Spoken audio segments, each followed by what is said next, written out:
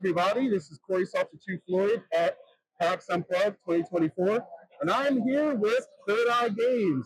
Everyone say hello to Allure. Hey everybody, I'm Allure Santa. We have another Black game creator here, and he's going to talk to us about what he has going on. Oh, I mean, I got tons going on. Thank you for that great introduction, by the way. Because there aren't that many of us Black game designers out here. You know, we doing the work, though. We doing the work.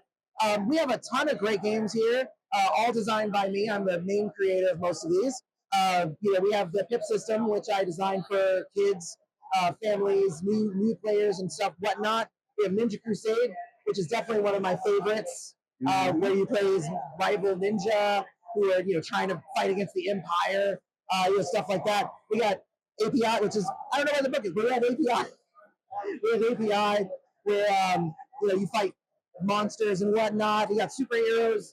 I got gods over there. We got all kinds of stuff because I have been doing this for a very long time, and I don't like to just do one thing. I like to do lots of different things. So I have a ton of games. They're all very different from each other. They all have slightly different mechanics because I like to keep it versatile. Nothing wrong with that. So, what was your inspiration to get into the business? Getting into the business, I'm not even gonna lie. I mean, first off, obviously you have to love the craft and you have to want to do it.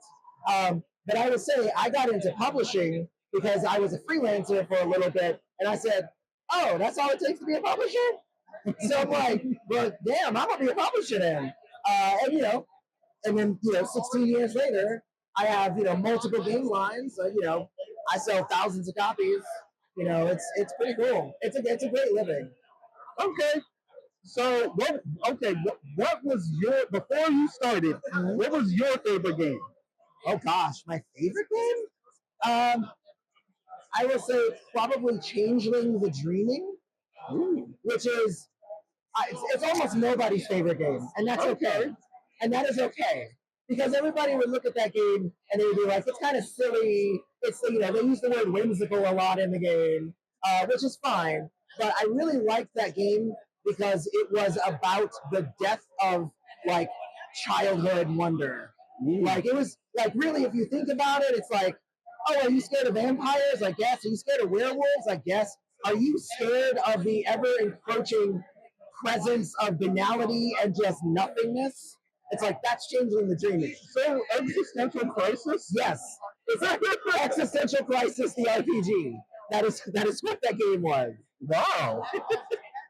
Nobody gave it its props though. When it was around, nobody gave it its props. I love that game though. Okay. Well, I'm looking at your titles, and it looks like you definitely have a little bit of something for everybody. Yes. From family to young adult to adult. Yes. Okay. 100%. Like my kids stuff, I specifically created because I had kids, and I said, "What are you into?" They're like, "Mermaids." I made a mermaid game. They're like, "What are you into now?" "Bugs." I made a bug game. Like I'm a game designer. I'm going to use it to engage with my kids, and that's where a lot of my game titles for the kids stuff came from. Was just engaging with kids, going to cons, running games for kids all across the nation, and just coming up with really cool stuff that they would engage with. Now, your the art really pops off the page. Is that you, or do you have a co-conspirator? Oh no, I always say like if I actually could draw, I'd be so dangerous. No, none of the art is me, but I have a great collection of artists that I've become friends with over the years that I can call at a moment's notice, and I can be like, I need this, and they'll be like, bam, there it is. Like so, you get ahead in this business a lot by making those connections and becoming friends with the people that you work with. Okay. Yeah. So, you're right next door to Mike Smith and Cody Smith. I've obviously noticed. But